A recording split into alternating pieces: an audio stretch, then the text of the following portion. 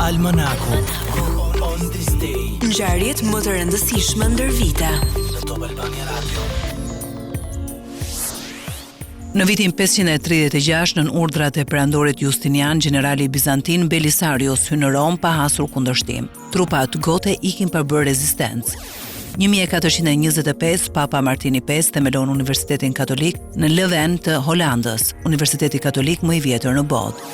1892, klubet futbollistike Newcastle East End dhe Newcastle West End u bashkuan në një ekip të vetëm të quajtur Newcastle United.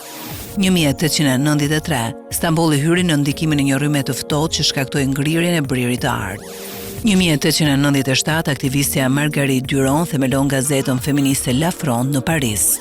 1917, perandoria osmane u tërhoq nga fronti i Palestinës dhe humbi sovranitetin e saj 400 vjeçar mbi Jeruzalemin.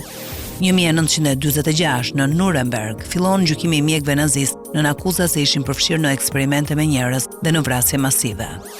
1965, një rreth i zjarrt i parë në qiell nga Michigani u përplas në pyll pranë Pittsburghut. Pak para 40 vjetorit të ngjarjes, NASA shpalli se objekti ishte një satelit rus që kishte rihyrë në atmosferën e tokës.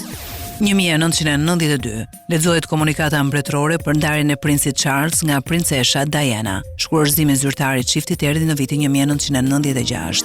2002, qeveria e Indonezisë dhe kryengritësit në provincën Aceh nënshkruan marrëveshjen e paqes që i dha fund luftës civile 26 vjeçare mes tyre.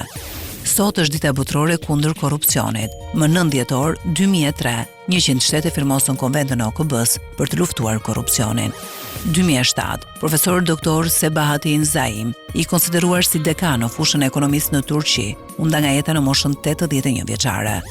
2015, Angela Merkel shpallet personi i vitit nga e përjavshme amerikane Time.